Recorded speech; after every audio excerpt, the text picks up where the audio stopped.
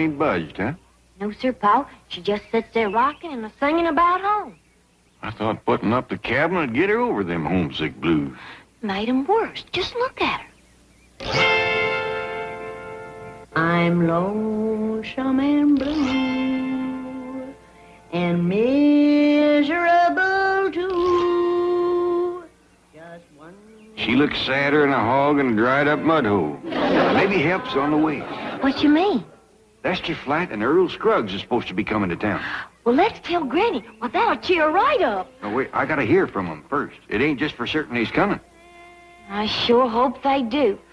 Well, she's even got my critters all gloomed up. Can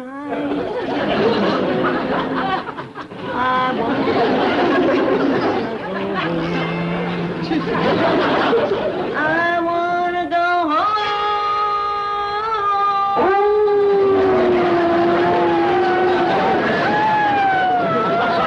Yeah, they's taking it pretty near as hard as Jethro. Where's he? He's in the kitchen trying to womp up some victuals. 2 days without Granny's cooking has got that poor boy climbing the wall. No more to roam, where friends is so dear, and the air is so clear. Don't wanna stay here. I wanna go home.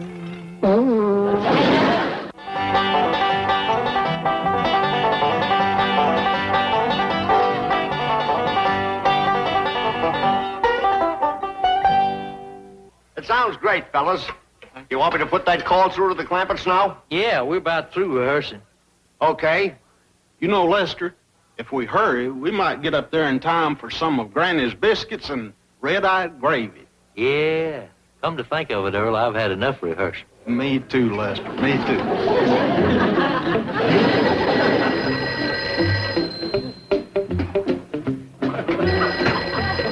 Hello? Hello? Is this the Clampett residence? Yes, it is. I'm calling for Lester Flatt and Earl Scruggs. Well, I'm sorry, they ain't here.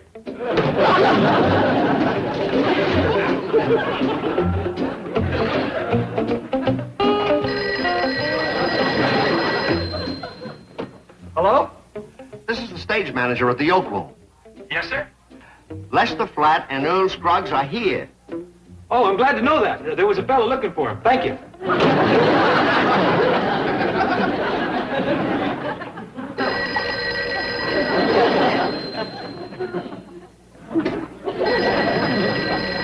Hello? Are you the only one there? Yes, sir, and I'm trying to cook biscuits and red-eyed gravy, so if you don't mind... Don't hang up. Hey, are you the fella that's calling for Lester Flatt and Earl Scruggs? Yeah, that's me. Well, you can find them at the Oak Room.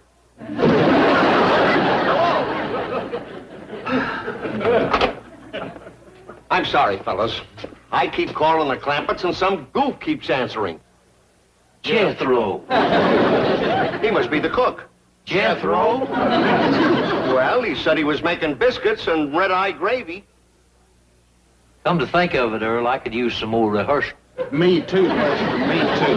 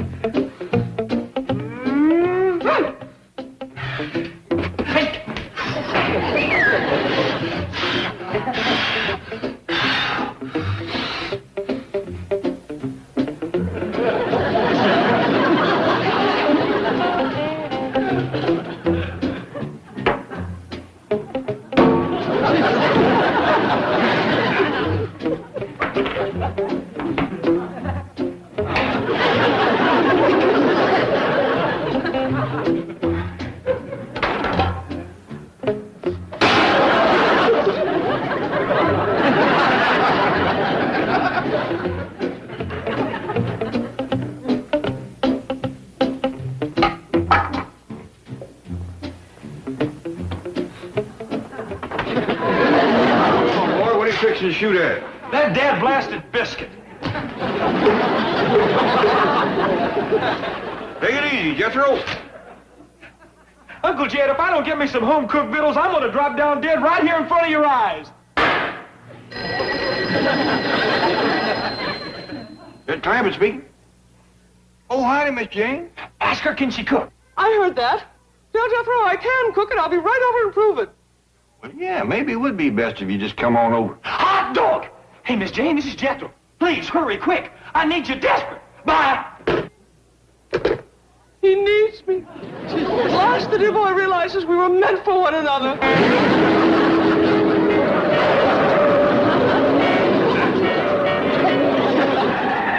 I'm here, Jethro. Oh, Miss Jane, I've never been so glad to see anybody in my whole life. Jethro, you impetuous Romeo, put me down. This is all so sudden. No, it ain't. I couldn't sleep last night for thinking about it. Are you serious? I sure am. I ain't hardly ate in 2 days.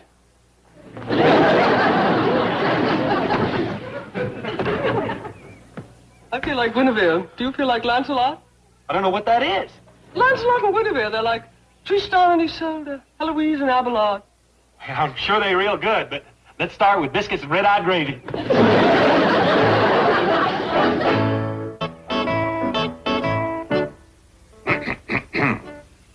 Granny? Miss Jane is taking over your kitchen. Yes, I want your recipe for biscuit and red-eye gravy. Look out.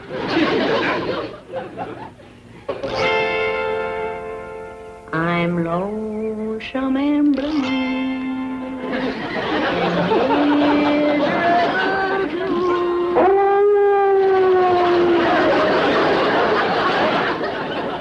That is the first time I've ever known Granny to give away a cooking secret. I'm afraid it's still a secret. Listen to this recipe for biscuits. Into 1 whole heap of flour, stir 2 middling amounts of buttermilk, add a smidgen of... I don't understand. Well, them's mountain measurements. A smidgen is just a teensy little bit, just like that. 3 smidgens makes 1 pinch. 4 pinches equals 1 little bit. 4 little bits equals 1 middling amount. 3 middling amounts equals 1 right smart, and it takes 5 right smarts to make a whole heap. Hey, Uncle Jed, guess who's here? I'll give you 3 guesses. Mr. Flatt and Earl Scruggs. How'd you get it so quick? Oh, I kind of got the hint from them 2 fellas standing behind you. How are you, boys? Good to see you, Jed. Just dandy. How are you? Oh, twixt grass and hay. Boys, you met Miss Hathaway? Oh, sure have. Good to see you again, ma'am. Howdy, Miss Hathaway. How do you do? Miss Jane, if you ain't never heard Lester and Earl, you got a real treat coming. Mr. Clampett, I am a dedicated aficionado of these plectrum Paganinis.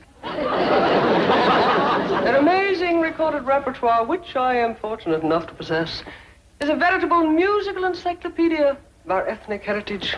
I never cease to marvel at the coruscating polyphonic textures produced by their artistry and virtuosity.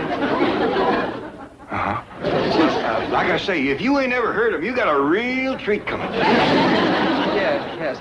Well, if you gentlemen will excuse me, I must get to my biscuit making. Hey, let me watch. Mine come out a little crisp. Say, Jed, what happened to Granny? Hope she ain't sick. Just homesick, Earl, but your music is just the medicine she needs. Lead us to her, then. We'll do our plectrum picking best. Granny, my critters and me got together a band to play you some cheerful music.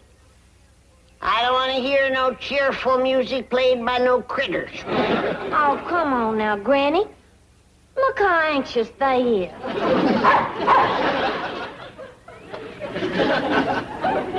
See? They're all ready to commence playing. I didn't mean to commence playing now.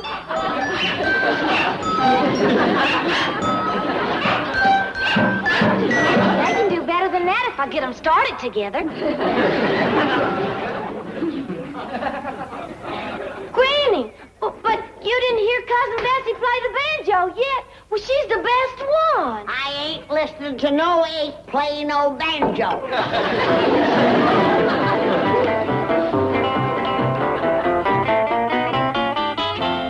You ready, boy? Let me get my fingers warmed up just a little.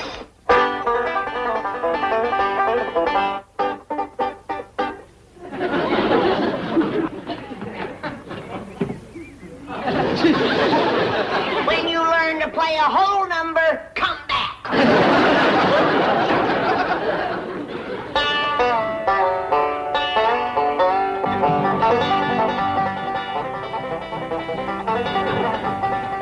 Critter musicians.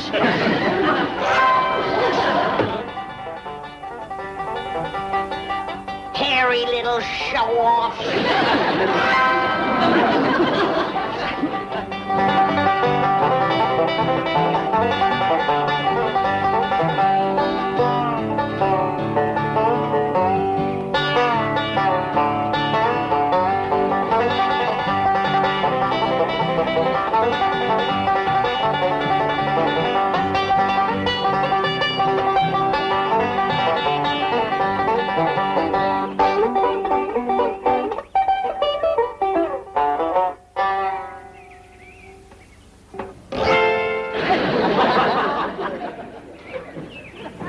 Granny, wouldn't you like to see who was making that music? I've seen him. Especially that little goomer with the banjo. Granny! Wait, boys. Granny didn't mean that. She ain't herself. Why don't you try Little Girl in Tennessee? That's one of her favorites. Are you game, Dr. Flatt? Lead off, Dr. Scruggs. Oh, the little girl of mine, Tennessee, I know she's waiting there for me. Now, don't tell me that. Lester Flatt and Earl Scruggs. Hello, Granny. Howdy, Granny. Well, come in, but don't quit playing and singing.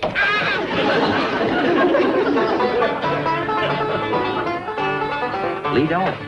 Oh, a long, long time ago when I left my home down in the hills of Tennessee, left the sweetest little girl that was ever in this world down in the hills of Tennessee. Oh, the little girl of mine in Tennessee, I know she's waiting there for me. Someday I'll sit down in that country town with that little girl of mine in Tennessee.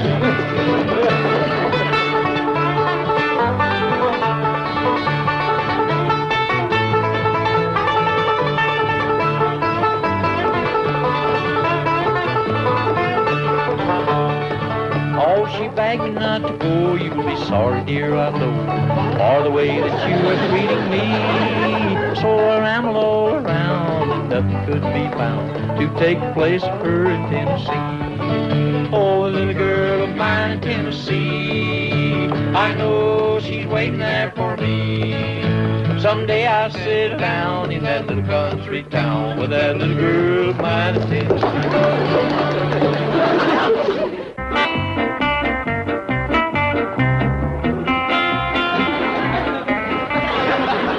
Please, Miss Jane, hurry with my biscuits and red-eyed gravy. Patience, dear boy. It's difficult enough to follow Granny's recipes without heckling. Miss Jane, I never seen nothing so pretty in all my life. It smells so good, too. Now, Jethro, you must learn to control your emotions when I'm busy at the stove. See, I shall be cooking for you all the time. You will? Of course, 3 meals a day. I ain't cutting down to 3 meals a day. No, ma'am. Not me, no. Well, the way to a man's heart. Oh, the biscuits are ready. I'll get them. Jethro, this is woman's work. Now, you sit down, I shall serve you the food, and we'll discuss our future. Our what? Well, there are plans to be made, dear boy. For example, when shall we have the nuptials? Well, let's have them with the biscuits and red-eyed gravy. Coming round now when she comes. She'll be coming round now when she comes. She'll be coming round now. She'll be coming round now. She'll be coming round now when she comes.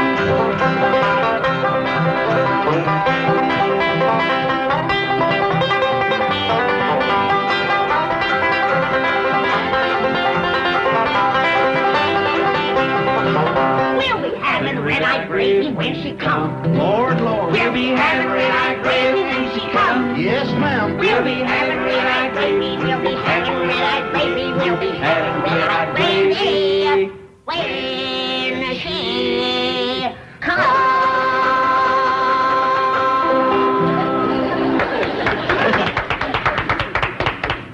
My doggies, if you three don't go together like pone, side meat, and sorghum. Granny, how does it feel to be playing with Lester Flatt and Earl Scruggs? Oh, they ain't bad.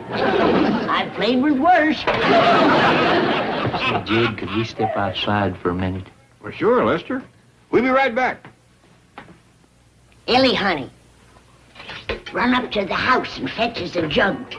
A body's throat gets a little dry singing harmony. Right, Earl? Right, Granny. Well, what do you think, Jed? I got to admit, I never seen Granny happier than when she was singing and playing with you and Earl. Well, that'd be a real favor to us, and I think the folks would enjoy seeing her sitting up there on the stage in her rocking chair, playing her auto harp and singing, and we could give her a solo with a spotlight on her. Lester, I reckon that'd be just about the high spot of her life. Well, let's ask her then. We got one problem, named of Jethro. If Granny goes off traveling with you and Earl, that boy's gonna hungry up and skinny to death. Well, ain't Miss Hathaway cooking for him? Forgot about that. Hey, things might work out just fine. Oh, I'm a failure. I'm a failure. My biscuits are terrible. Please don't cry, Miss Jane. Your biscuits are better than mine. Leastwise, they softer.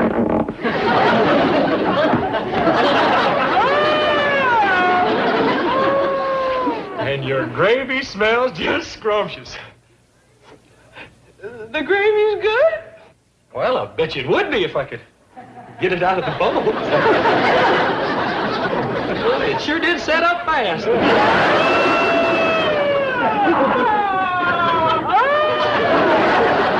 Jethro, you gotta drive me to town right away. Well, yes, ma'am. But first, you got to fix me some biscuits and red-eyed gravy. I ain't got time for that. I'm going on the stage. To where? I'm going on the show business stage with Lester and Earl. I'm going to play the auto harp and I'm going to sing. And I got a lot of things to do before that. Finally learned how to play this thing, you know? Watch.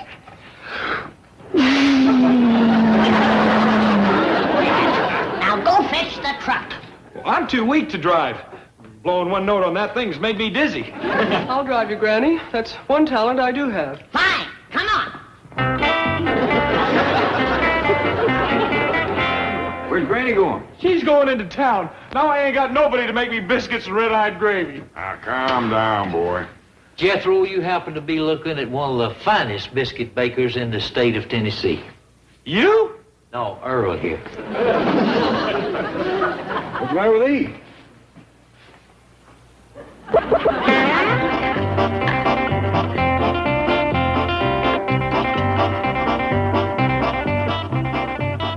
Them's the best biscuits I ever ate in my whole life. How many did you put away, boy? Oh, it's about a dozen, wasn't it, Earl? Only 11. But there was extra big pans. Sure do think it. Oh, it's their pleasure, Jed, but I thought you said Jethro was a light eater. He is. He commences eating the minute it gets light. Gentlemen. Oh, Miss Hathaway, did you bring Granny back? No, I left her at the beauty shop. Beauty shop? She said she'd meet you later at the club. Boys, you worked a regular miracle. Granny wouldn't go near a beauty shop before this. We better be moving along, Lester. Yeah, you're all invited to the show. We'll save you a table right down front. We'll be there. Indeed we will.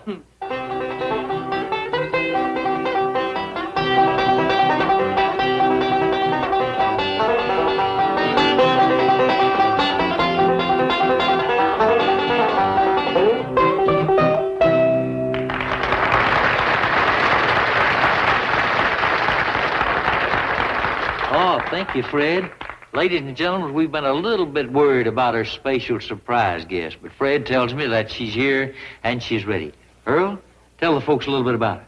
Well, folks, she's a little granny woman from way back yonder in the hills. And she plays an auto harp pretty near as old as she is. Yeah, and she's going to do authentic folk songs just like they've been done for hundreds of years. Now, here she is. Her first time in front of an audience, Little Granny.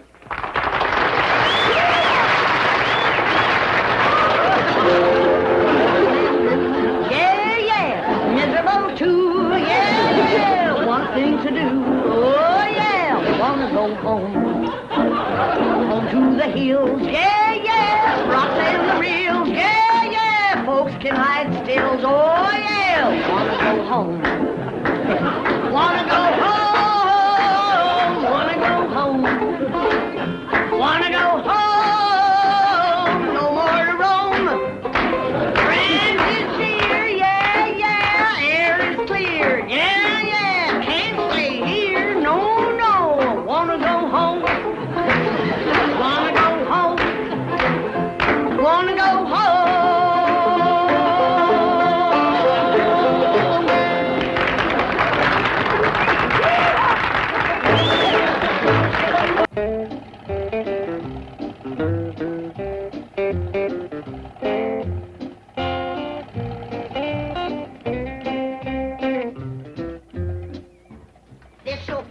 first time in 65 years that I ain't been able to make my spring tonic.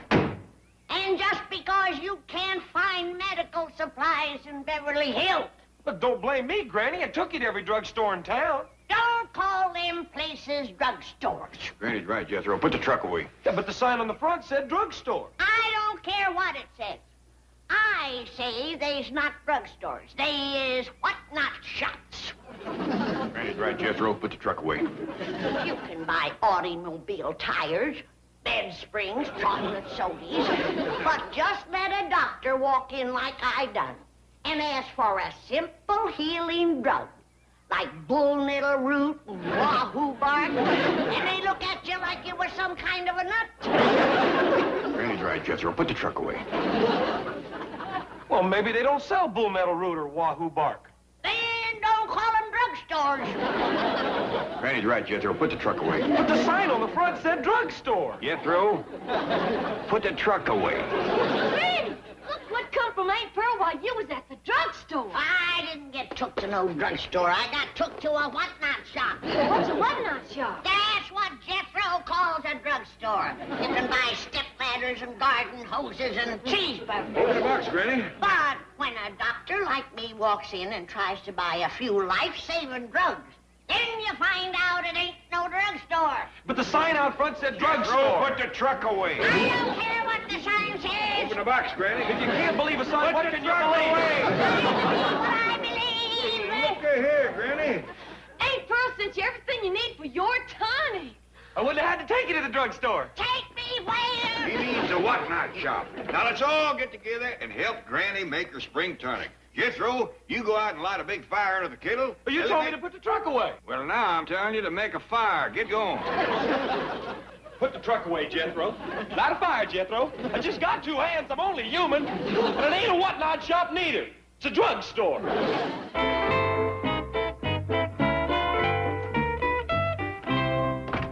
Chief, guess who is here to see you? Whoa. A member of international royalty. Her ladyship, the Countess Maria de Beauchamp Constantine Smythe Breckenridge de Cordova Halgulcher Kosovianka von Holstein. No. Yes. Well, lock the vault and tell her I'm not in. Look, I've run into these international freeloaders before. The longer the name, the shorter the bank account. But, Chief, Give me a name like Ford, Getty, Morgan, Clampett. the Countess is worth $100 million. Give me a name like Maria de Beauchamp, Constantine. Why am I being kept waiting? Oh, 1,000 pardons, your ladyship. 100 million pardons, your Imperial Highness. I'm a countess, not a queen.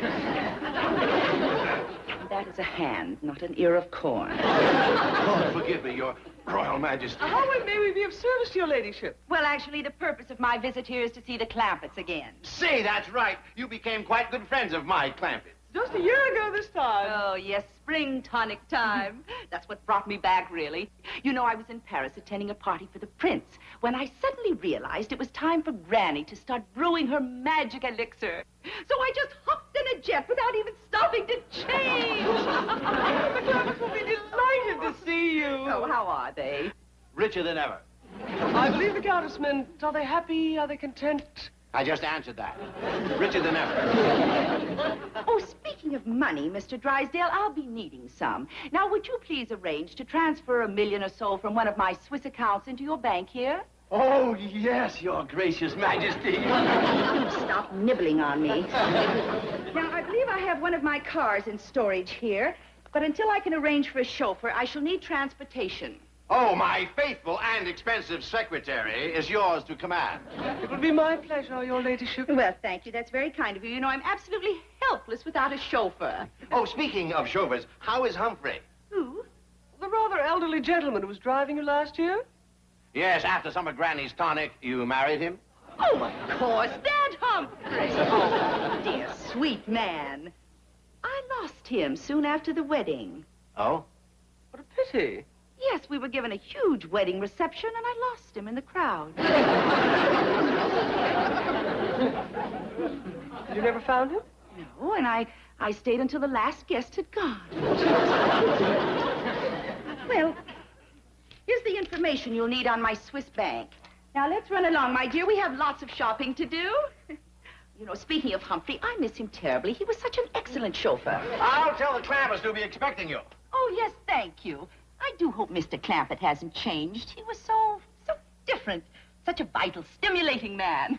He still is. Richer than ever. Found a dandy bunch of bottles for you. Good. Where'd you get them? At the drugstore. Where? At the whatnot shop. That's better. Now, you and Ellie take them into the pantry and wash them out good with my lye soap. Come on, Jethro. But, Granny, these bottles is what you call sterilized. Don't you worry. My lye soap will kill anything. Granny. Wash the bottles, boy. But, Uncle Jed. Wash the bottles.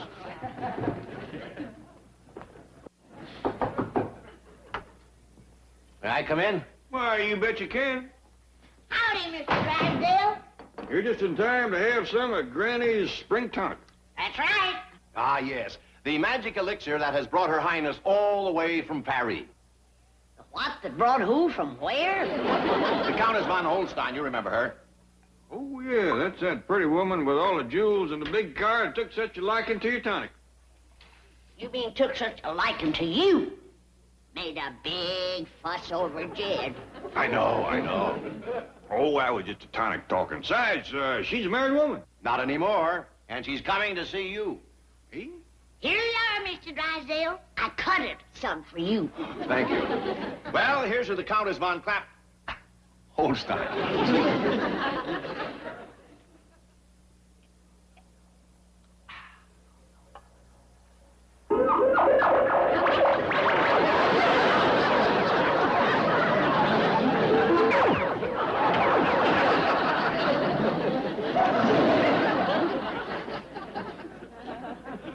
Yep, Granny, I think you got a good stout batch.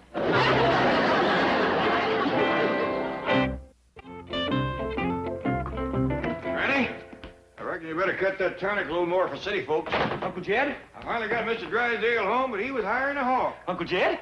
He grabbed his wife and kissed her like to scare that poor woman to death. Uncle Jed? What is it, Jethro?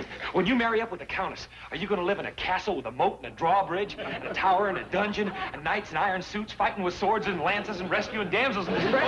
Hold it. Who said I was going to marry a countess? Well, Jethro, get back to your job.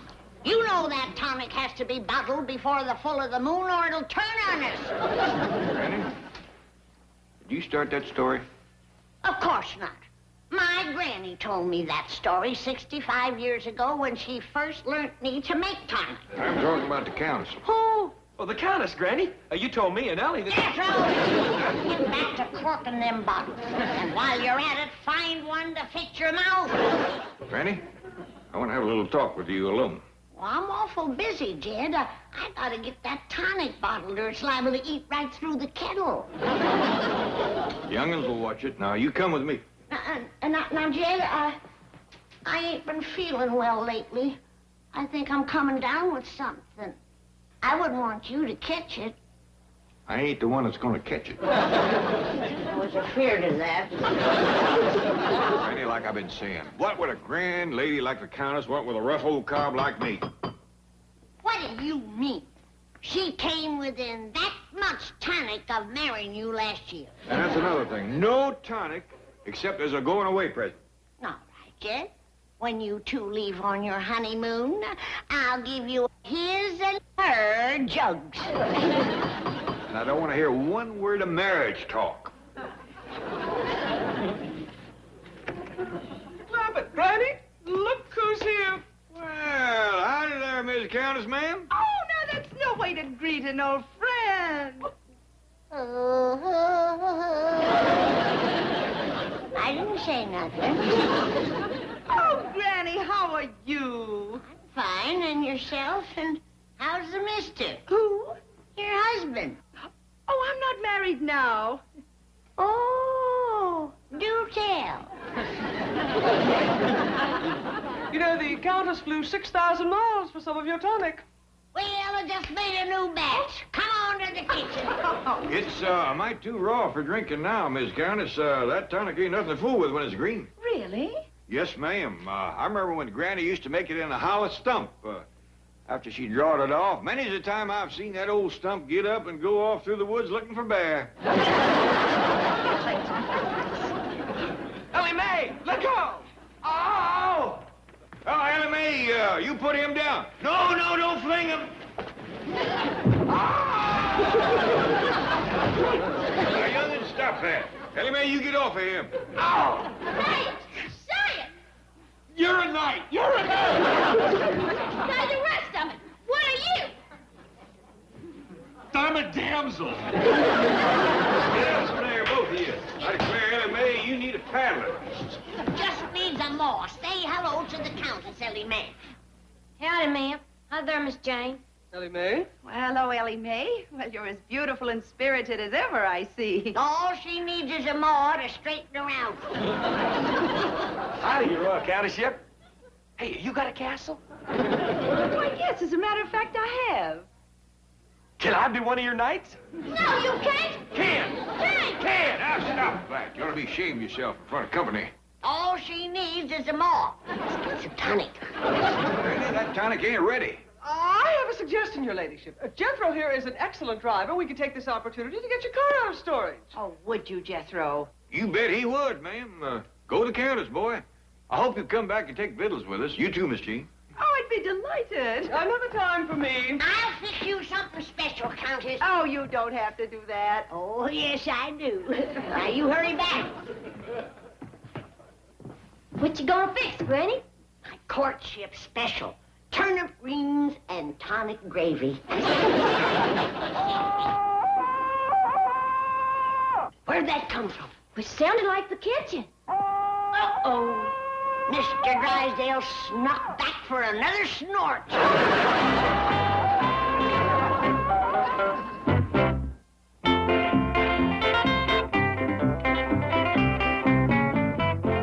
Do, do, do, do. Do, do, do, do.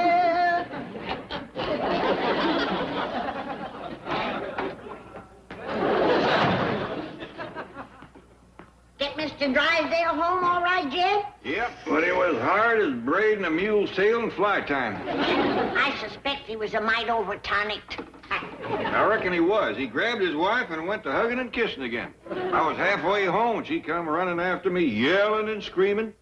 Scared of him? No, she just wanted to give me this for a refill.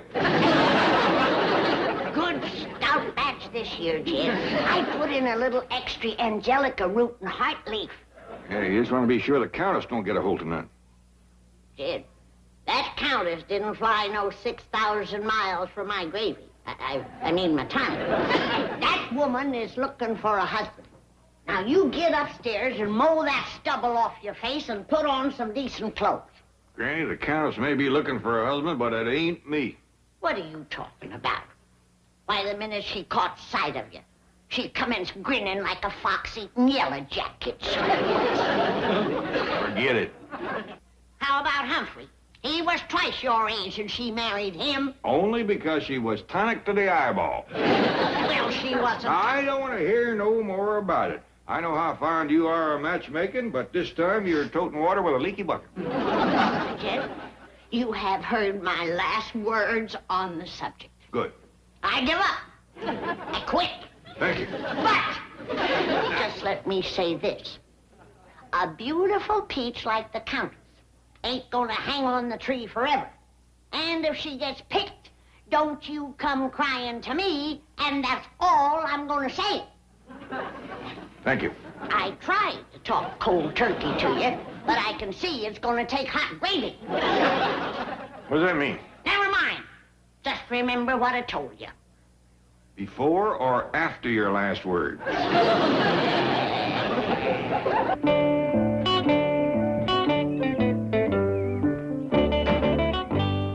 How'd I do, Miss Countess?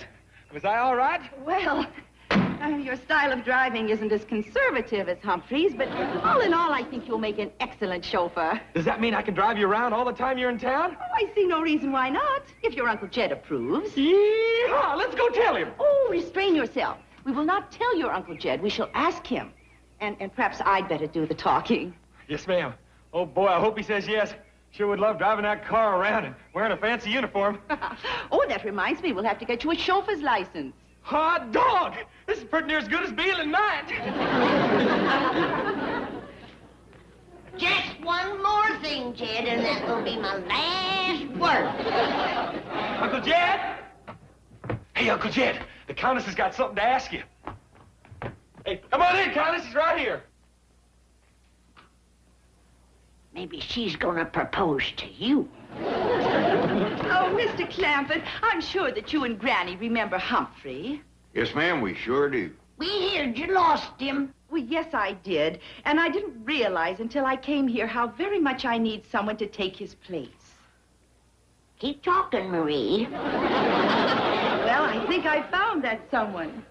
Here it comes. Of course, the final decision will be up to Mr. Clampett. Get ready, Jed. As far as I'm concerned, Jethro is perfect. Miss Countess, you're a fine woman, and I'm proud you asked me, but... Who? Jethro! Me, Uncle Jed. Hey, please say yes. I just love that fancy car, the Countess's, and I can go everywhere with her. And wear a fancy uniform.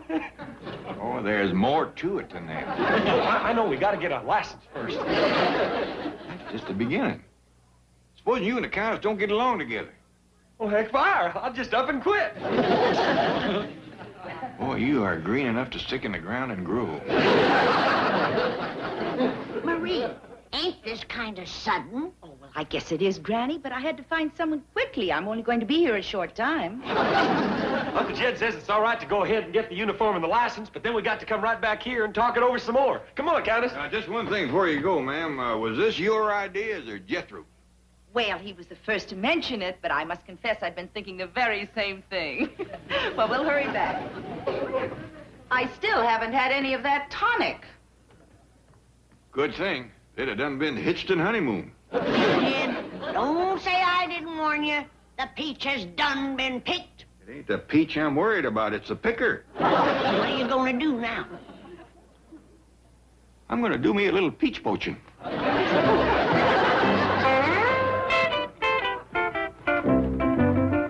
Well, now that's more like it. One look at you, Jed, and she'll leave Jethro by the side of the road. I just hope I can bring it off without hurting the boy. He's counting big on that castle and all. You can do it, Jed. There's more than one way to skin a cat. Yeah, but there ain't no way to do it that the cat's gonna like it.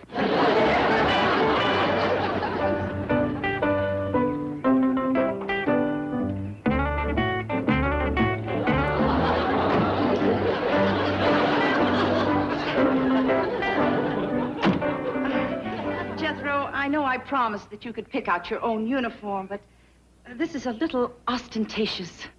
You'll like it even better when you see the hat. How's this? I must admit, it's even more ostentatious. Thank you. Let's go show Uncle Jed. Sure you don't need a little help, Jed? Oh, I reckon not, Granny. Hey, look what the Countess got for me to wear. How about this, Uncle Jed? Well, that's real grand, boy. It is better than that. It is ostentatious. Wait till Lily sees it. She'll turn green. Oh, Granny, I see you have some tonic. Is it ready now? Is it, Jed? It is. Give her a double. And then, could you and me have a little talk alone in the parlor? I'd be delighted. Thank you. Oh, that's Marie's car.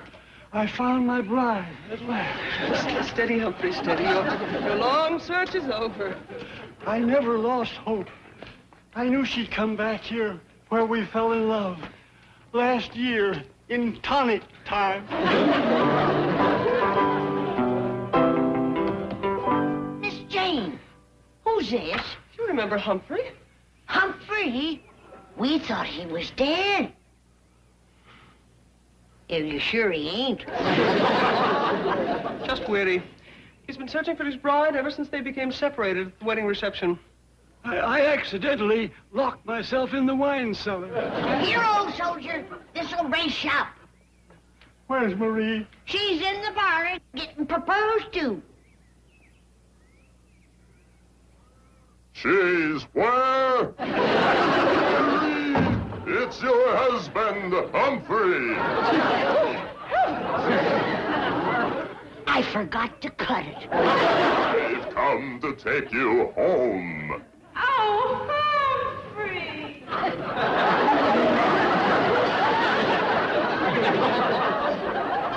Was that really old Humphrey? No, Jed, that was the new Humphrey. I give him a double dose of uncut tonic.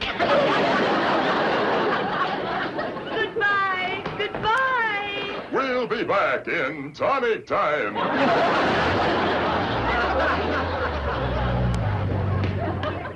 Hey, wait! Come back! That's my job! I don't think he can catch him. I hope he don't. But if he does, he better be awful polite to Humphrey.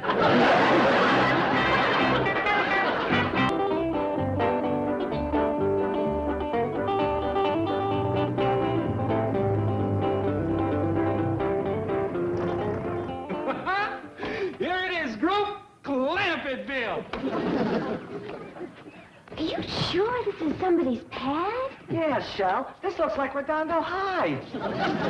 These are the digs of Big Daddy Jed and his far-out family, in whose bosom your glorious leader spent a whole day in the Twilight Zone. But he's loaded, huh? Ooh, friends, when it comes to loot, Big Daddy is the Jolly Green Giant. Is that you, Mr. App? Yeah, Ellie. Howdy. What'd she say, Shell? Howdy. That's like, aloha. Ellie Mae, this is Wiggy and Shaky, and that's Horace, the great poet, thinker, and philosopher. Well, howdy. Aloha. Hey, that's a cute little cat. Oh, well, this ain't no cat. Of course not. We're cats.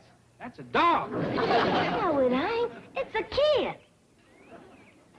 You're putting me on. Don't look like no kid I know. It's a baby goat. Ellie Chick, could I have a few words with Big Daddy? Oh, you mean Paul? Yeah. What'd she say, Shell? Oh, that's like, Daddy-O, as in Mommy-O and Daddy-O. Now, Well, he ain't here. He's gone out hunting. oh, that's a bad scene. I mean, like the rent is due on our coffee house, and I wanted to put the bite on Big Daddy Greenbacks for some bread. Oh, well, come on out to the kitchen. Granny will feed you. No, Chick. We need some lettuce to feed the kitty. Well, Granny's got all kinds of victuals. What'd she say, Shell? Vittles, man. That's like tacos and pizza and burgers. Well, mount up, cats. We gotta fly. Dig you later, Chick. If we don't find gold by noon, the landlord's gonna cool our action.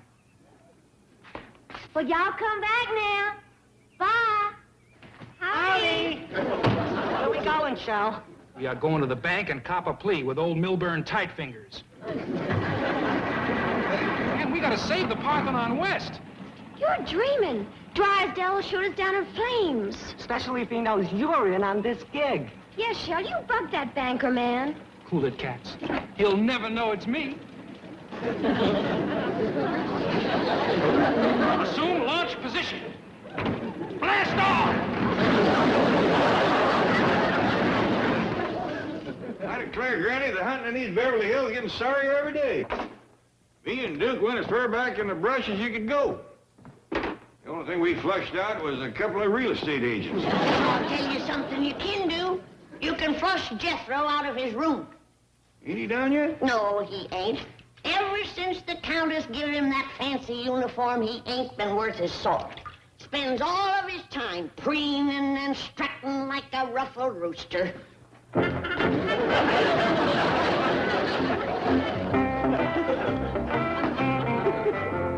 morning, Granny. Good morning, Uncle Jed. Dogged if he don't look like a 4th of July parade all by himself. Thank you.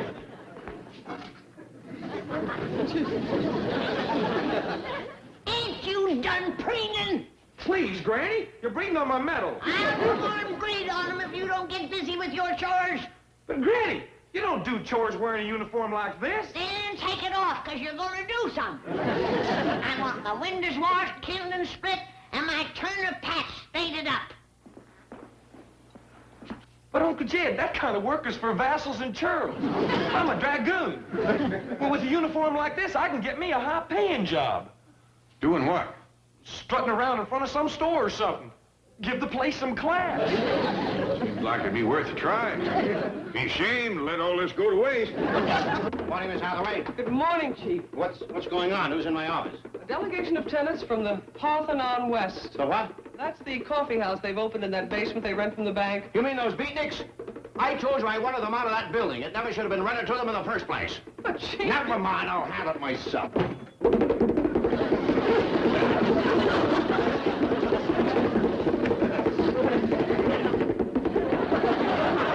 Cool it, group, cool it. It's our kind and generous landlord. Hey, Mr. Moneybags, we got a favor to ask you. Yeah, will you lower our rent? Get out of my office, you creeps! Get out of my bank! Get out of my basement! And get out of my life! Well, what do you say, man? Yes or no? He's thinking it over, cats. The answer is no! No, no, no, no, no, no, no! Don't stop, man. That's a crazy beat. No, no! All right, if you won't leave, I'll have you thrown out. Miss Hathaway! Miss Hathaway! Yes, Chief. Throw them out. And wait, we got another favor to ask. If you won't cut the rent, how about giving us a few extra days to raise it? I just raised it. It's double. Did you hear that? Hey, Snow White, where are you hiding the other dwarfs? All you got here is Grumpy. Call the police! Time to split, Horace. Old man Tightfingers is going to whistle up the fuzz.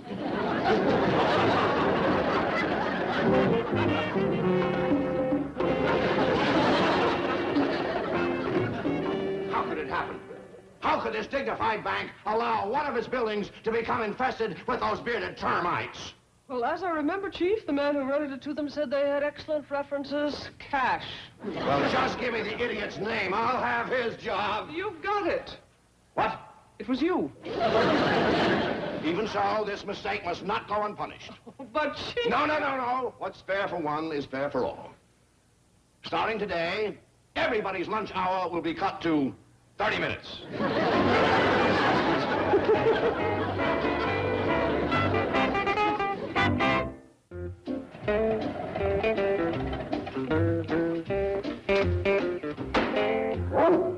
It's all right, Duke. That's Jethro. What'd you do, boy? Get a job? No, I didn't. Heck fire, Uncle Jed. I thought Beverly Hills was supposed to have class. I've been to some of the best stores in town, and you ought to see the way they treated me. No offers at all? Well, it was this fella that stopped me on the street and offered me a job. But I ain't climbing up to no windows, holding no tin cup or no organ grinder. To go polish my medals. I think I'd stay out of the house a mite yet. Your granny ain't got over your last trip through. Put the truck away. Boy, they call this a land opportunity. That's a laugh. Look at me. Educated up to here, and where does it get me? Can't be a dragoon. You can't be a double-knot spy. Can't be a brain surgeon. Too tall to be an astronaut. Too young to be president. What is they left? Put the truck away. We'll think of something.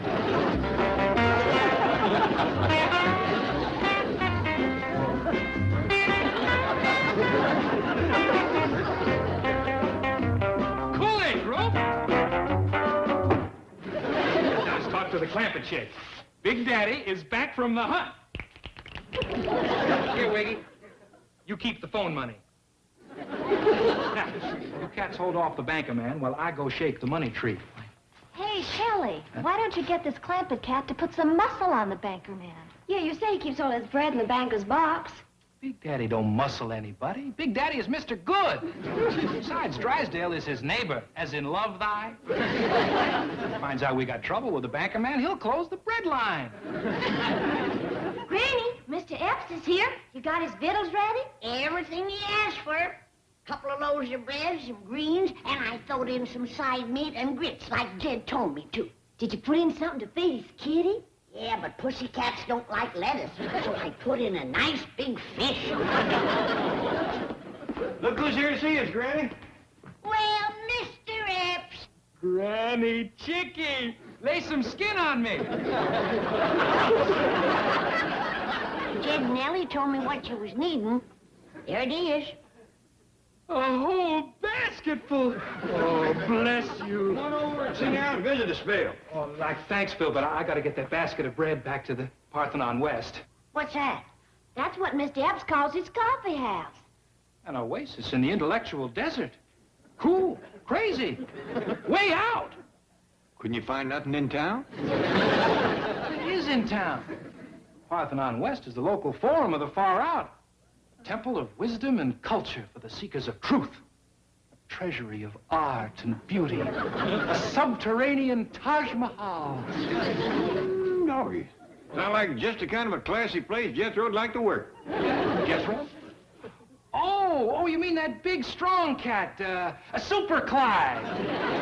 I recollect you called him Clyde, but his real name is Jethro. And I'd appreciate it if you'd let him hang around your place.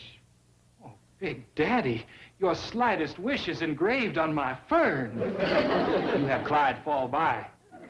And now, dear hearts, I must take my leave. May the saxophone of life blow you nothing but cool notes. Oh, you are fighting poverty. Please accept the eternal gratitude of...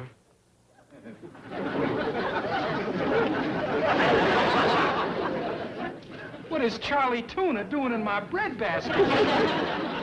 That's to feed your kitty. They don't like lettuce. The rest of the victuals is for you. We put in everything you told Ellie you needed. Greens, lettuce, bread. Oh. I can see my State of the Union message got a bad translation. The kind of victuals we need is like a money pizza. You know, a cash burger. Those little green pictures of presidents.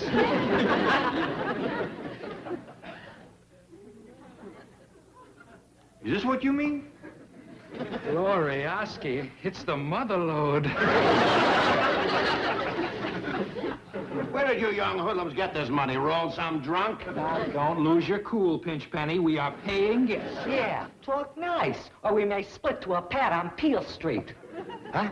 I believe he means they might move to the Sunset Strip. Oh, good. The sooner the better. Man, is that gratitude after the way we have improved your property? Improved it? Man, look around. Why, just the presence of the great Horace gives this place class. Like all these priceless murals and frescoes. We turned this deserted mine shaft into a Pacific Coast Guggenheim. Well, in all fairness, Chief, the basement was unrentable. Yes, and now the whole building's unrentable. That ought to take care of it. Why don't you, like, split back to your counting house? Scat! Does he sleep all the time? Chick Horace ain't sleeping. He's thinking. Thinking? You don't talk much. But when he speaks, every word is a gem of wisdom. Could you get him to say something now? You don't get Horace to say something. When he's ready, he just sort of comes on. Otherwise? Disturb Horace. Horace Schmorris, let's get out of this storm drain. You haven't won yet, you skid row trainees. I'll get you out of here by having to flood the place. Or call in an exterminator. Or a dog catcher.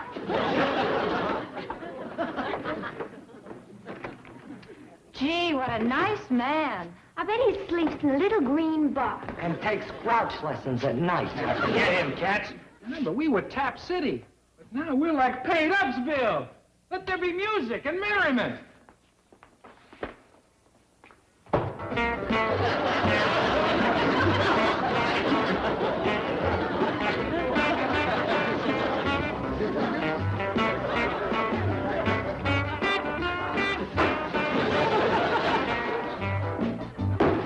We're raided. Drysdale was sent in the Royal Canadian Mounted Fuzz. Courage, cats. It may only be Nelsonetti.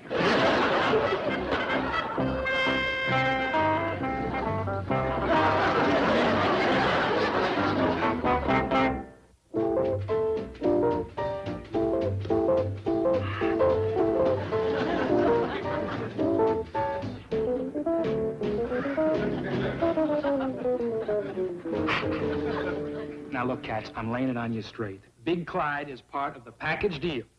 You're kidding. I think he's kind of cute. Yeah, and just like Big Daddy, he has got a heart of gold. Then how come he wears that jumbo switchblade? I don't know. It's part of his gig. He thinks he's something called a dragoon. What kind of goon? Cool it. I think he's kind of cute. All he wants to do is walk up and down out front and say howdy to the cats. Say what? Howdy. That's like aloha? Shelley, this place will be like Emptiesville with the student prince out front. Yeah, what if he starts loose with the Indian love call or something? I dig that Clyde is Mr. Cube. All he needs are new threads and a little cool. I think he's kind of cute.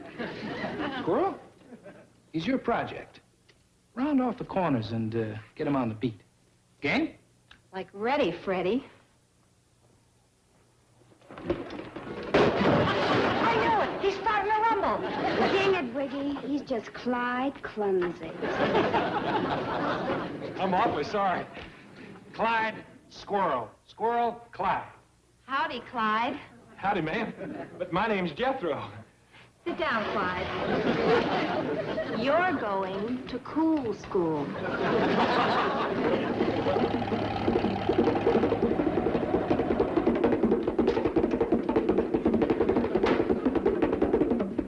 Hey, these are crazy wheels, Clyde. That last bump, I thought Horace was going to come up with something.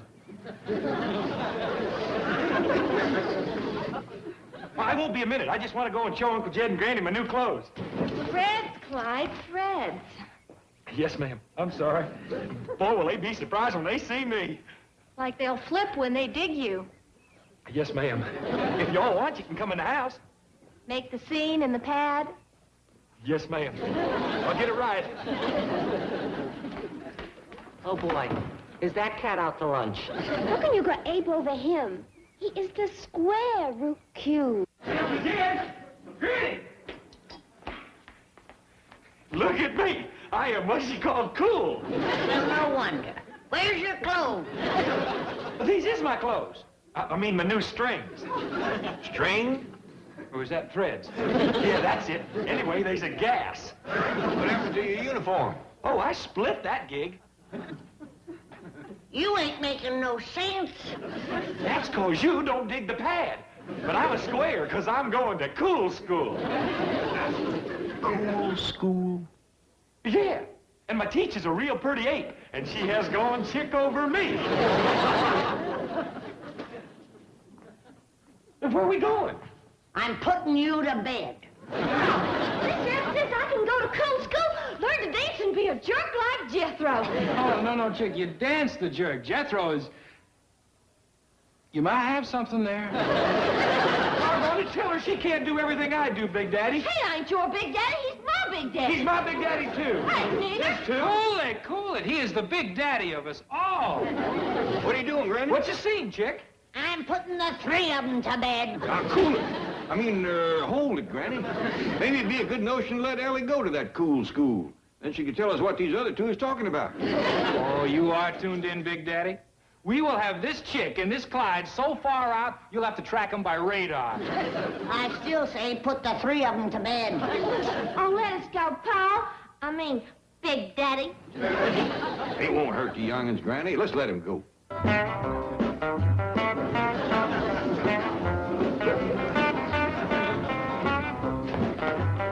Yeah, chick, you're digging great. You will graduate with honors. You know something, Squirrel? I'm going kind of chick over you, too. Oh, Clyde, I'm gonna have to keep you after school. Square. I'll teach that bunch of weirdos not to fool with me. In exactly 4½ minutes, all power to that basement will be turned off, and the Parthenon West will be as dark as the Parthenon East. Gee, what a nice man.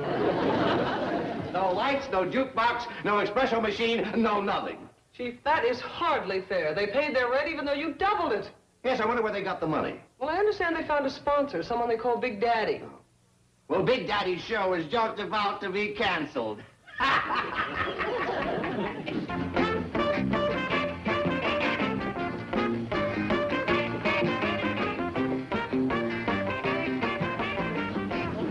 Hey, pull it, group. It's Big Daddy and Little Granny.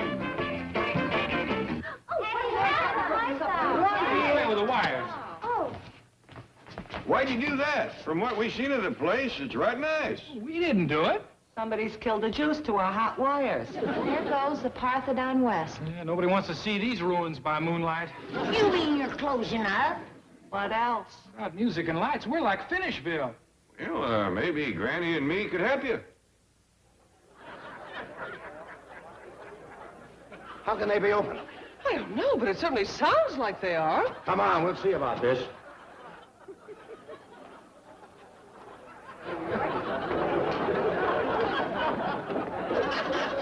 Hey, it's Snow White and Grumpy. And you're just in time. Big Daddy and his crazy combo are ready to play the next set. You have music? And lights, all through the courtesy of Big Daddy. Eyeball that bandstand. That's Big Daddy. In the cool, cool flesh.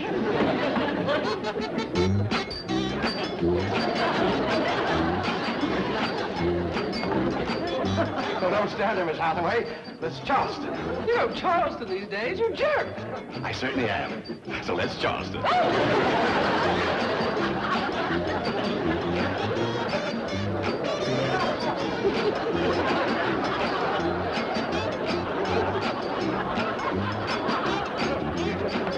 Horace just said something.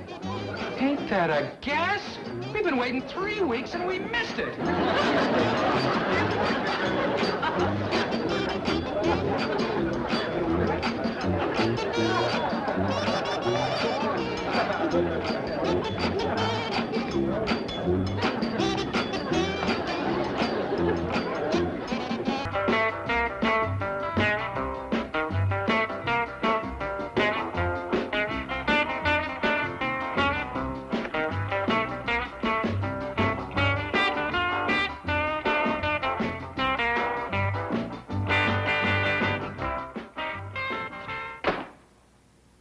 I'll get those beatniks out of my building if I have to spread gopher pellets in there. Now, in all fairness, Chief, this basement was nothing more than a hole in the ground when you rented it to them. They've turned it into a rather charming little coffee house. They have turned it into a playground for reform school dropouts. They have legal possession. Their rent is paid. They're not disturbing the peace. That won't stop me. Where there's a will, there's a way. And I have the will. Now you find the way. Chief, I don't know what to do. Oh, use your head. There are dozens of little annoying things you can do. Run a hose from the exhaust of your car. Toss in a few grenades. Set fire to the building. You seem to be forgetting that Mr. Clampett has befriended these young people. They call him Big Daddy. Jed Clampett just paid their rent out of the goodness of his heart. He doesn't know a beatnik from a baboon. And come to think of it, there isn't much difference.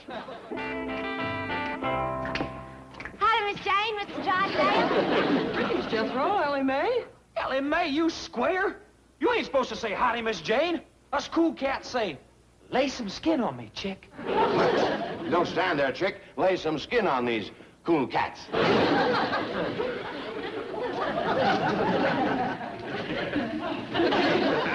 Say, that's quite a handsome beard, Jethro. Pretty far out, eh? Yes, and you grew it so quickly. Oh, it was easy. I mean, Easyville, chick. Jed, look what Jethro done to my fur muff.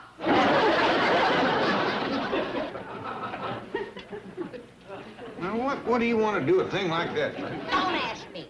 Nothing makes any sense what he does since he took up with them nutnicks. Granny, I think they is called beatniks. Beatniks, nutnicks, they all act like they was behind the door when the brains was handed out. You didn't think so last night when we was playing music for their dancing. I thought they was dancing till the lights come back on. Then I thought they was having fits. Did look for all the world like they had an itch they couldn't scratch. Well, Jed, what are you going to do about my Sunday go-to-meeting skunk-dyed muskrat muff? Well, I'll go have a talk with Jethro. He ain't here. And if he was here, you can't talk to him. Nothing he says makes any sense. Lay a pizza on me, granny chick. What does that mean? I don't know. But if he says it again, I'm gonna lay something on him, and it ain't gonna be no pizza. And Ellie Mae's pretty near as bad. They's both down to that coffee shop right now, getting into who knows what kind of mischief. Well, Granny, if it'll ease your mind, why don't you go down there and see for yourself what's going on? I can't. The youngun's bugged out with the wheels. In the truck. Doggone it, now they got me talking that nonsense. Granny, I'll call you one of them taxis. Oh, Jed, that costs a lot of money. Don't flip, chick. I got pretty near 50 million gumballs. Hey, Shell, Squirrel wants you to eyeball her sculptor, a Clyde. Come on, Chick.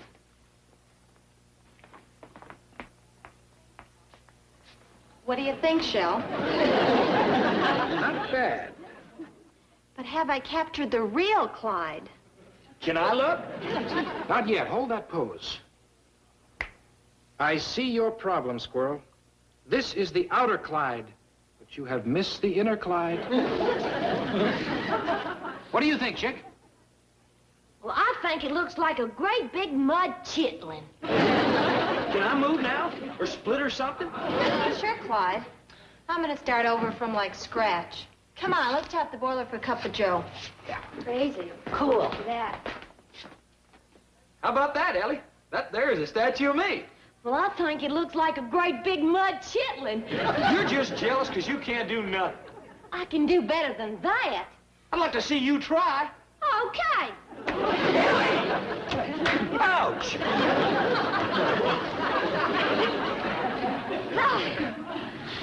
Gee. Hey!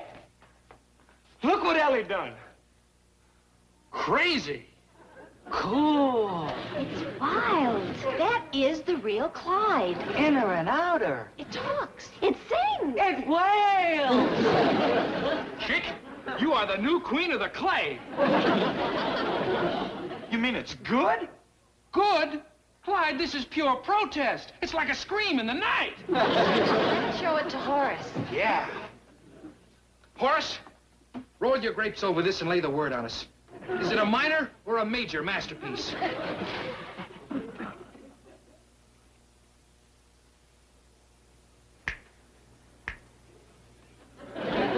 It's a major! Do me next. Oh, hey, Granny Chick, make that old square Ellie split back to the pad. I don't want to hear no more of that goofy talk. Now you get home. You just blew my gig. Now I ain't beat.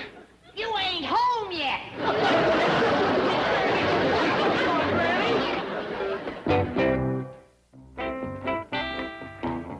Now you go fetch the truck. You and Ellie got chores waiting at home for you. Take her, Granny. I want to stay here. You're going too. There's a whole patch of taters to be done. Catching and toting. And you've done wasted your time in that goof-nick root cellar. I ain't been wasting time, Granny. I've been going to cool school. What kind of a fool school is cool school? It's real groovy, Granny. Well, already today I learned that I'm one of the angry young men. How about that? What you angry about? Well, let's see. Oh, we got questions to ask about life. Like, who am I and where'd I come from and where am I going? Them is angry young man questions. Well, now you're gonna get some angry old woman answers. You are Jethro Bodine. You just come out of there. And you're going home to do your chores. Now you go fetch the truck while I get it. Granny, I want to be a cool cat. You'll be a cool cat with warm britches if you don't do as I say.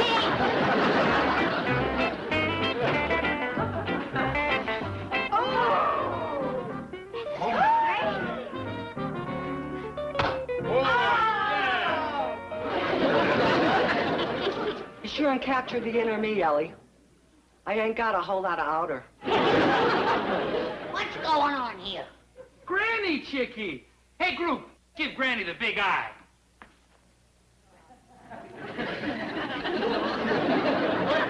The heck's on me.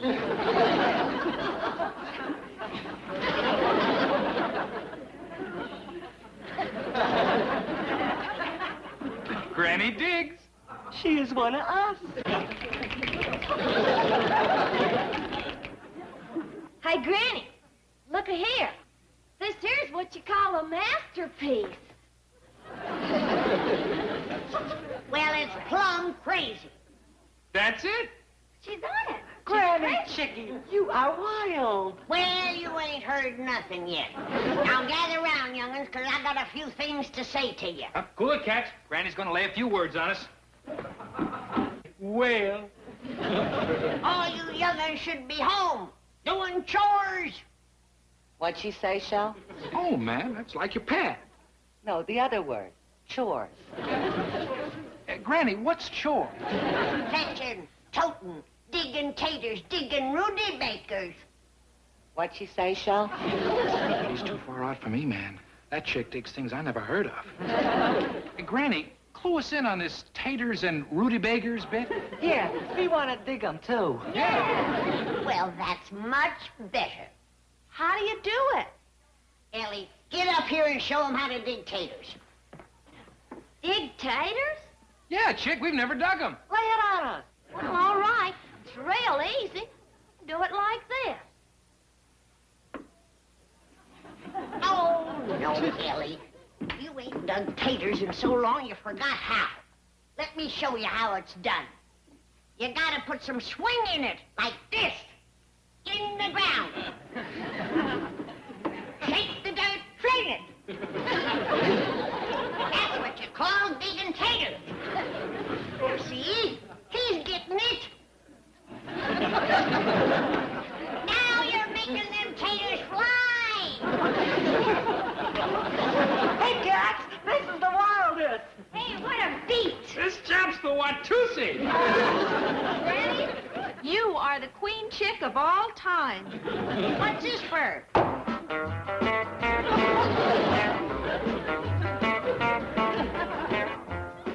Here. What's that music for? Well, your creation, Granny, the tater digger. Why, it cools the monkey, frog, and jerk put together. Wait a minute. Come on, pick up the beat. Let's fly. Well, I didn't, this ain't no dance. You ain't supposed to.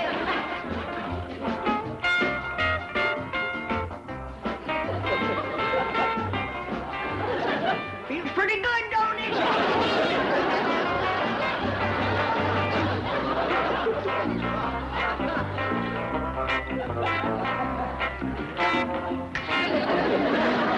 It's a major!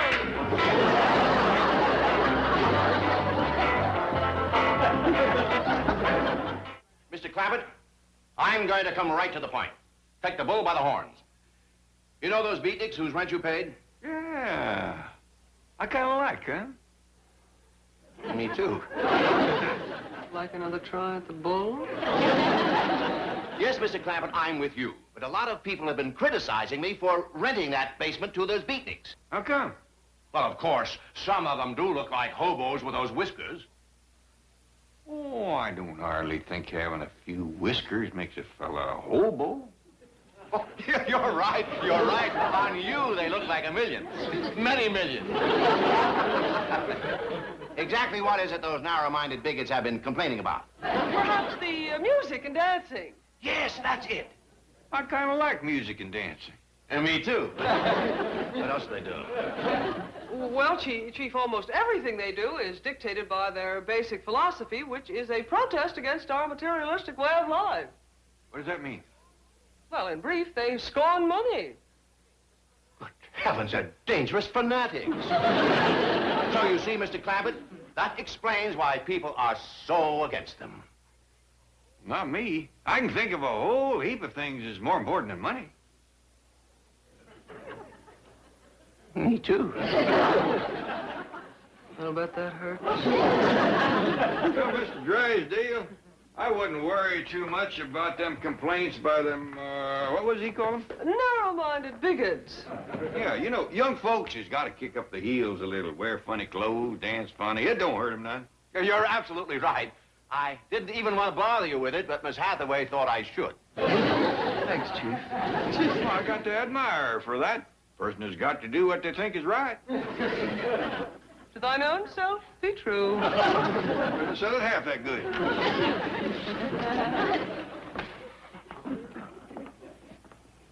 Well, here comes Jethro and Ellie, but I don't see nothing of Granny. Mr. Clampett, doesn't it bother you to see your beautiful daughter coming home looking like that? No, because that ain't my beautiful daughter. That's Granny.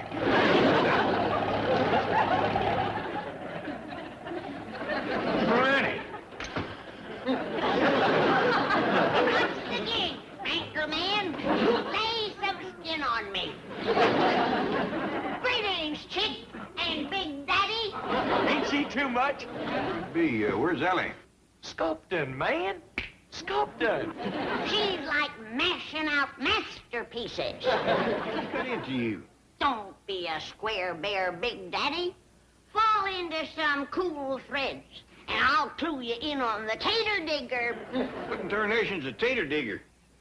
Tell 'em, Clyde. That's a new dance Granny made up. I got these medals for it. Well, I'm splitting out to the kitchen. I promised them other cats that I'd lay some pizza on them. Eyeball you later. Ain't she the swinging end? Mr. Drysdale, you know them beatniks we was talking about? Yes. Let's talk some more.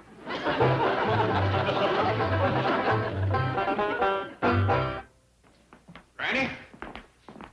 Well, if it ain't Big Daddy and old Milburn tight fingers. Granny, you stop that kind of talk. Well, then you tell Mr. Banker Man to stop putting us down. What? Bugging us beats. Granny! Surely you're not serious about becoming one of them. Yeah, Granny, act your age. I ain't felt this young in 50 years. Them other cats say I'm a way out chickie. Right, Clyde? You're so far out, you're in.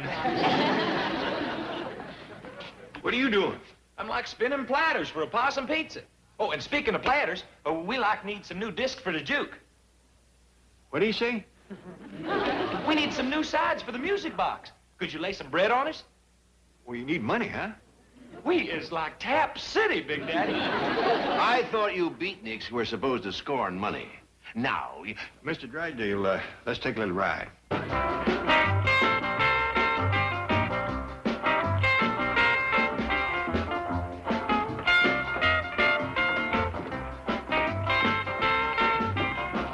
Big Daddy! Hey, howdy, Mr. Epps, Miss Squirrel. How about this wild gig Granny Chick laid on us? It's wild. Come on, Big Daddy, swing in and I'll show you how to dig taters. I was digging potatoes before you was born. Ooh. Easy. Come on, dig. Not right now. I'd like to have a few words with Mr. Epps here. Lay 'em on me. Well, can we go outside? I'd like to lay him on you where you can hear him. Daddy, your slightest wish is my creel.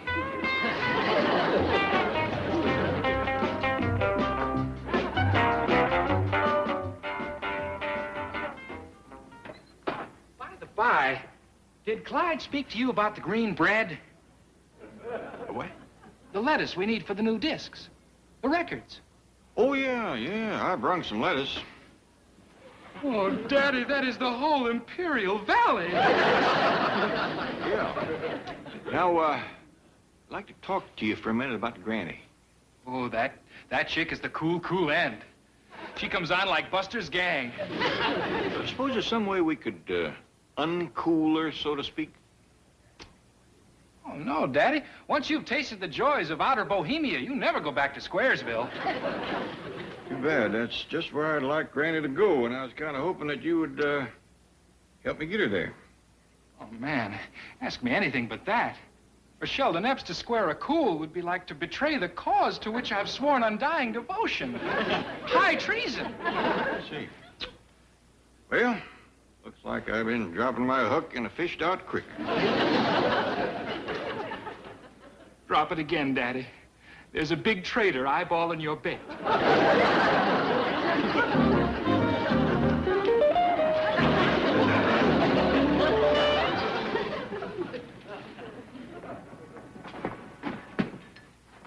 Kind of quiet in there. Maybe they's flaked out from doing the tater digger. Well, my possum pizzas will bring them around. And if they don't, my turnip tacos will.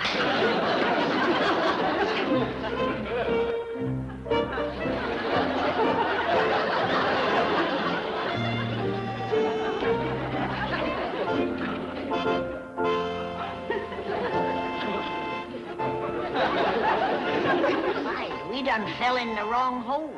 This here is Squaresville. It's Cube City. How do you do, Granny? Jethro? Shelly, baby, what gives? You done blew your cool. I beg your pardon? You shaved off your beard. Yes, the management frowns on hirsute adornment, Mr. Bodine. My name is Clyde. Yes. One moment, I'll see if I can get you a table. Mr. Burgess? At your service. Wiggy, baby, where's your cool threads? What did she say, Mr. X? Threads. I believe that's one of those vulgar beatnik expressions. Would you please try to find these people a table well to the rear? Their unkempt appearance might lower the tone of our establishment. What are you gonna do with the pizza and tacos? Leave them here, please. You will be served fruit punch and ladyfinger surprise at your table.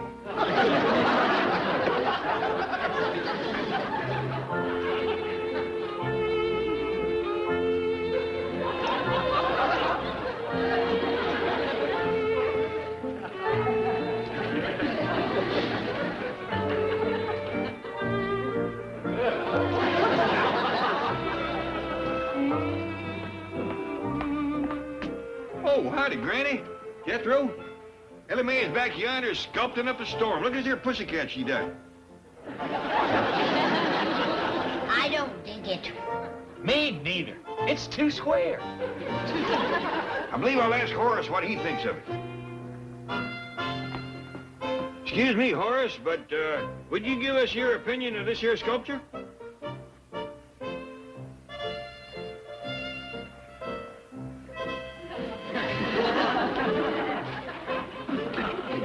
I find it remarkably lifelike.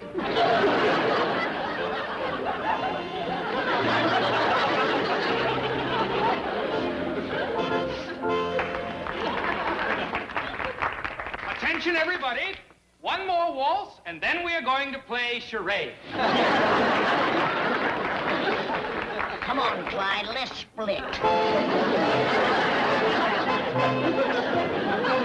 This has been a Filmways presentation.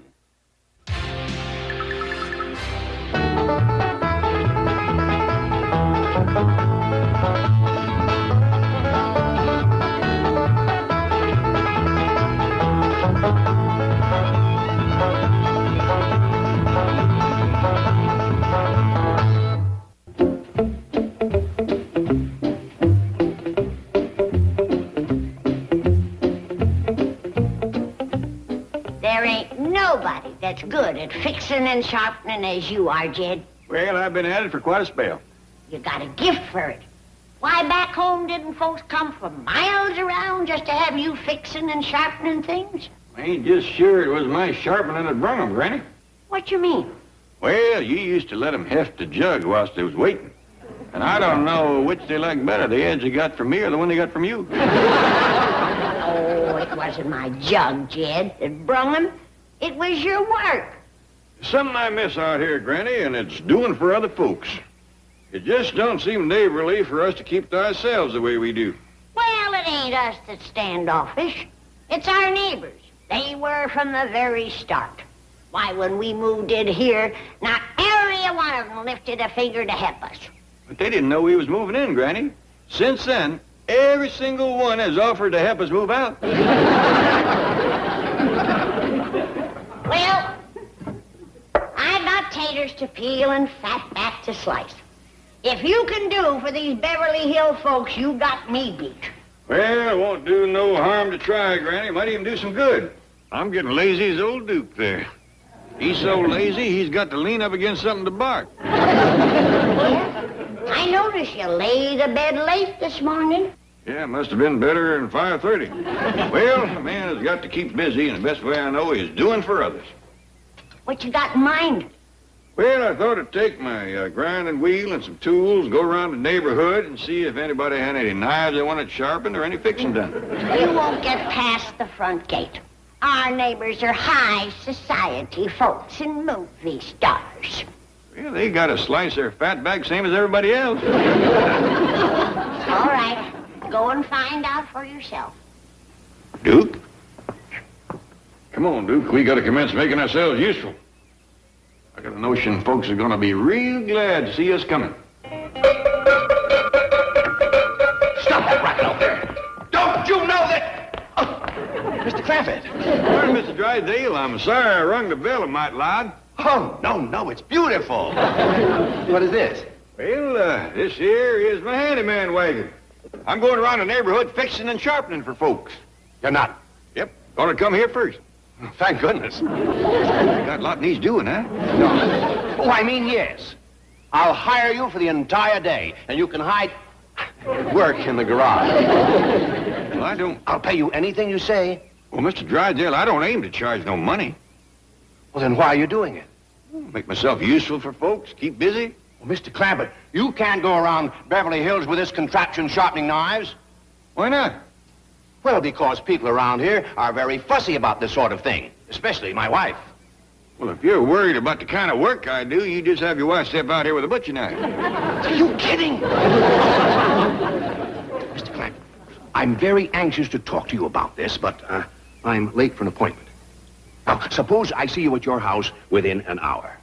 All right, that'll give Duke and me time to call on 4 or 5 neighbors. No, please! Oh, I just remembered I have a broken chair. You can take it home with you and work on it while you're waiting. Well, if it ain't broke too bad, I can fix it right here. Just a moment.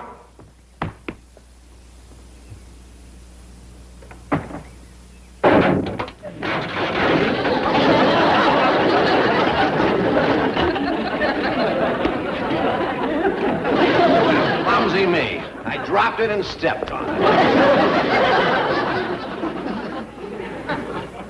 I'm afraid that's a take-home job. Good. I'll see you there. Come on, Duke.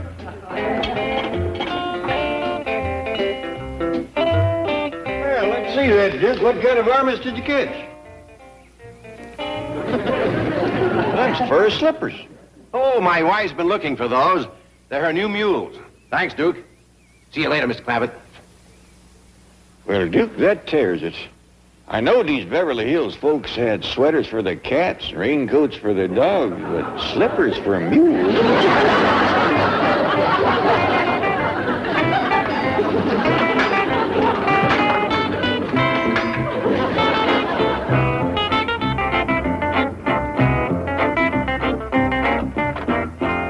Come in, Milburn. Come in. Sorry to be late, John. Just as I was leaving home, Jed Clampett dropped by. Oh, he's unhappy with your bank again? No, he isn't, so stop drooling. As a matter of fact, he dropped by to see if he could do anything for me.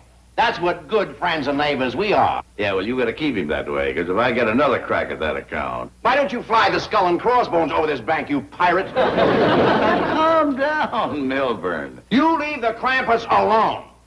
Now, you call somebody in here to act as witness. We've got these loan papers to sign. Send that new girl in, will you? Oh, sit down, Milburn. Relax. Here, let me take your hat. Nothing doing. It might fit you. You are a nervous man, Milburn. You better take up a hobby. Here, let me show you what mine is. That's fine for you, but I happen to be married. Oh, not the girl. I'm talking about the ship and the bottle there. That took me 3 years to build it. Wonderful therapy. Never mind that. Let's get these papers signed. Miss Graham. Miss Graham, this unpleasant gentleman here is Mr. Drysdale of the Commerce Bank. Hi. Hello. I'm sorry I was a bit gruff, but I'm a very busy man. I have a lot of problems on my mind. Oh.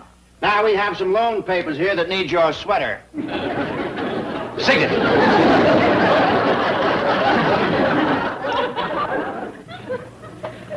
A wonderful hobby, Milburn. Of course, if you start with one of these, you're hooked. This thing kept me busy for 3 years. Really? Could I borrow this? Well, sure. This might be just the thing I need to calm my nerves. Well, I'll be doggone a boat in a bottle. Yes. You see, Mr. Clampett, I've been giving a lot of thought to your problem of keeping busy. Now, a friend of mine had the same problem. He solved it by building this boat. How'd he get it in there? He built it in there. It took him 3 years. He could have built it a lot quicker outside the bottle. Yes. He wanted to build it in there. Why? It's his hobby. How's he gonna get it out? He doesn't want to get it out. How's he gonna sail it? He won't. It's just to look at. Be easier to look at outside the bottle, wouldn't it? Yes, but... Seems to me he wasted a boat and a bottle. Think of all the absorbing hours he spent. Yeah, he wasted them, too. Well, he didn't consider it wasted. He wanted to do it. Why? It's his hobby. Howdy, Mr. Drysdale. Jed's got your chair fixed as good as new. Yeah, it's out back, ready to go. Well, I'll be doggone. A boat in a bottle. One of Mr. Drysdale's friends built that. How'd he get it in there? He built it in there. Took him 3 years to do it. It's gonna take him another 3 to get it out. You don't want to get it out. Why not? He can't sail it in there. You don't want to sail it. Why did he build it? It's his hobby. What's a hobby? I don't believe you explained that, Mr. Drysdale. Well, it's something, it's a way of, like, I think I'll get my chair and take it home. Well, don't forget your boat. Oh, I'll come back for that. Now, you study it. You may want to build one. Oh, Mr. Drysdale, Jed tells me that your wife got some new mules. I'd like to see them. Where does she keep them? In the bedroom, I suppose. Jed, do you ever get the feeling that we're living in the middle of a bunch of nuts? I do for a fact. Now, bring the rest of that hobby stuff. Well, what about the travel folders? That South Seas cruise might appeal to him. Only as a last resort. I'd hate to take a chance on his money winding up in the Tahiti savings and loan. Oh, howdy, Mr. Drysdale. Yes, sir? I have got some good news for you. I can use some. Hey, you know that boat that was in the bottle? What do you mean, was? Well, I got it out for you. You didn't? Well, yes, sir. It was easy. All I did was knock the bottom out of the bottle. How come nobody else thought of that? Jethro, it took Mr. Cushing 3 years to build that ship through the neck of that bottle. Well, he can do the next one a heap quicker. It's got an opening this big now. Greetings, Jethro. Oh, howdy, Miss Jane. You want to come out to the cement pond and help me dive for something? I'm afraid I can't just now. What are you diving for? Oh, a little boat about, so big. You know something, Mr. Drysdale? That rascal don't float worth shucks. But don't you worry. I'll get it back. If it ain't going down the drain. Chief, do you feel all right? I never felt worse in my life. Howdy, folks. Oh, Mr. Clampett. I'm just fixing to start out with my handyman wagon again. Oh, wait, we want to talk to you about taking up a hobby. Well, Mr. Drysdale, if it's building boats and bottles, it don't just grab a hold to me. Jethro seemed right took with it, though. You can talk to him. I did. Mr. Clampett, there are many fascinating hobbies. No man of your means can afford any one of them. Now, step over here and let us show you these priceless collections of philately and numismatology. Oh, stop waving your college degree. Mr. Clampett, how would you like collecting stamps? Well, to tell you the truth, we don't write just a whole heap of letters. Take over. Well, of course, these are not just ordinary stamps. These are very rare, very valuable collector's items. Now, for example, here's one from Hawaii. The price on it is almost $50,000. Would you like to own that? No, ma'am. Why not? Well, I don't know nobody in Hawaii, and if I did, I wouldn't write to them at that price. Mr. Clampett, these stamps are not to put on letters. What are they for? Well, they're just to look at. Like that boat in the bottle? Let's take a crack at numismatology. Or, as some lexicographers would prefer, numismatics. Now, give me that. Now, Mr. Clampett, here's a hobby that's worth anybody's time. Collecting money. Mr. Drysdale, if there's one thing I don't need, it's more money. Now, if you'll excuse me, I'd like to get started being useful to folks. Now, wait. Just take a look at these coins. This collection belongs to a friend of mine. You see that dime? Yeah. He paid $12,000 for that. He got slicker. The dime's only worth 10 cents. Not this one. This was minted in San Francisco in 1894. You mean if he put that dime in one of them candy machines, he'd get out $12,000 worth of candy? No, he'd only get 10 cents worth. You better help your friend, Mr. Drysdale. He needs you. And hope he ain't toting that dime when he gets a sweet tooth. Because no matter what comes out of the machine, He ain't gonna enjoy it. What about the coins and stamps? Later. Mr. Clampett, I just remembered. I've got a lot more things at home that need mending. Will you go there first? You bet I will. Get in. We've got to beat them to my house and start breaking things. Uncle Jed? I got the boat without even diving for it. Looks like the one that was inside that bottle. Yes, sir. I got it out. You reckon Mr. Cushing will give me a reward? This belong to Mr. Cushing? Oh, yes, sir. Fetch your truck, boy. We gotta go see him. Well, you reckon Mr. Cushing will give me a reward? I'm the only one that figured out how to get it out of the bottle. How'd you do it? I just whacked the bottom off it. Fetch your truck, boy, and hope he don't do the same to you.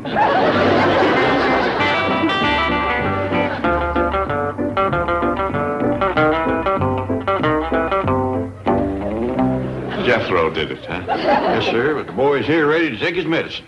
No, I'm delighted. I've been trying to figure out for years how to just knock the bottom off of this. Oh, yes, sir. See, you got another one over yonder. I can show you how I done it. No. You let me do that one. Well, I'm pleased that you ain't upset, Mr. Cushing. Now, if you got any sharpening or fixing to do, just let me know where you live, and I'll come around with my handyman wagon. Well, I live on the corner. You'll come around with what? My handyman wagon. I got a few tools on it, my grinding wheel, whetstone. Ain't nobody can lay an edge to a blade like my Uncle Jed. Anything from a plow to a pocket knife. A multi-millionaire going around sharpening knives? Well, that ain't all I do. I'm handy at fixing and building, painting, water witching, well digging, bee smoking. Mr. Clampett, a man with your money? Well, you should be on the golf course or yachting or traveling or enjoying a hobby. Now you're talking like Mr. Drysdale. You fellas got your banking work to do. I ain't got no job to make me feel useful or busy. Yes, well, would you like a job in my bank? Being a handyman? No, something important. Say, vice president. Well, thank you, but I'm afraid I don't know too much except fixing and farming. Well, that's what you can be vice president of, is fixing and farming. At a bank? I thought you fellas just mostly loaned out money. Yes, well, that's right, yes. You can loan money for fixing and farming. You need somebody like that? Mr. Clampett, would you believe it? I don't have one single man looking out for the farmers in Beverly Hills. I'll do it. Wonderful. Jethro, come over here and congratulate your Uncle Jed. He's my new vice president. Excuse my left hand, Uncle Jed.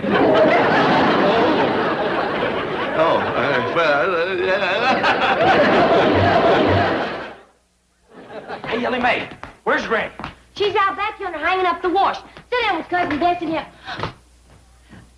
Bessie, you already got better manners than some folks around here. Put me down, you big lummox! Put me down! Well, you hear the news I got, Granny? Get me off this table. I ain't bills. Help me up, you big numb. Pay no attention, Bessie. Go right ahead with your tea. Get that monkey out of my kitchen. Granny, listen. Uncle Jed has done been made vice president of Mr. Cushing's bank.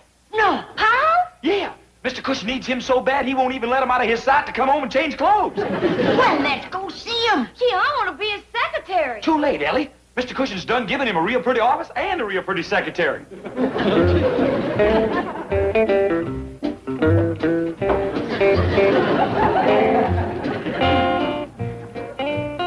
Is there anything I can do for you, Mr. Clampett? Oh, no, thank you. Anything I can do for you? Oh, no, you sit down. You're a vice president. My job is to be helpful and see that you're happy.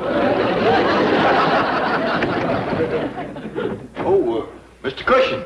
Well, how's everything in my new farm loan department? Well, I ain't loaned no money to no farmers yet. Oh, well, that will take time. they don't know you're here. I better get out and go around and see them. Oh, no. You stay here and get acquainted with our fine organization and personnel. How is Miss Graham? Everything you expected? Oh, more. Well, good. Well, her instructions are to make you stay here at the Merchant's Bank. That is to make your stay here at the Merchant's Bank as pleasant and as rewarding as possible. Well, I'm right obliged to you, Mr. Cushion, for giving me this job. I just hope I can do you some good. Oh, you can. Now, here is some bank literature that you might look through. How did that deposit slip get there? But of course, might as well leave it. It might come in handy. Yes, I'll look in on you from time to time, and welcome aboard. Ellie Mae, where's your father? Oh, hi, Mr. Drysdale. Sit down and have a cup of tea. Well, I can only stay for a moment. Where is your father? I've got a whole house full of broken furniture and dull knives waiting for him. Oh, I don't do that kind of work no more, Mr. Drysdale. He's vice president of Mr. Cushion's bank. What? Yes, sir. This sure has been our lucky day. Jethro got the boat out of the bottle, Paul got a job, and Granny found a whole bunch of pocket change in the front hall. Oh, no! Granny! Just a moment, madam. Unless you have an appointment, you can't see Mr. Clampett. I can, too. He's sitting right there. It's all right, ma'am. This here is Granny. Granny, this here is my secretary, Miss Graham. Howdy, Miss Graham. Have a candy bar. Found a bunch of dimes, and I've been giving that candy machine fits. Well, how are you fixed for stamps? Found some of them, too. Mr. Clampett, what is this I hear about you working for Cushing? Yes, sir. You put me in charge of farm loan. Well, I've been planning on having you take over the farm loan department of my bank. Well, I wish you'd have said something. Mr. Cushing doesn't give me this nice office and secretary. Well, come with me and I'll do better than that. I'll give you my office and my secretary. Right, Miss Hathaway? Right, Chief. I'll do better than that. I'll give you my office and his secretary. Oh, no, you won't. Miss Graham stays here, and so does Mr. Clampett, I hope. Nothing doing. He's coming with me. He stays here. Grab him, Miss Hathaway. Throw him out, Miss Graham. Now, hold on. I wouldn't want to be the cause of two old friends scrapping. Then don't work for that pirate. You call me that once more, and I am going to lose Mr. Cushing, Mr. Drysdale, I reckon there's only one way to settle this. I ain't gonna work for neither one of you. What are you going to do, Jed? Something I know how to do. Come on, Granny. Wait, Mr. Clampett. You're not going to push that grinding wheel around the neighborhood. Nope.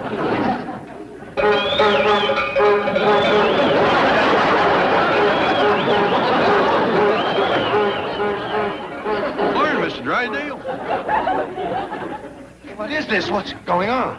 We's ready to take on any kind of work now. I do the toting and lifting. Rusty does mousing and I do critter training. And I'm back to fixing and sharpening. And I do dressmaking and mending.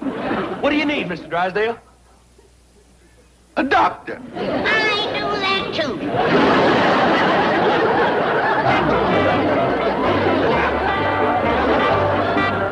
This has been a Filmways presentation.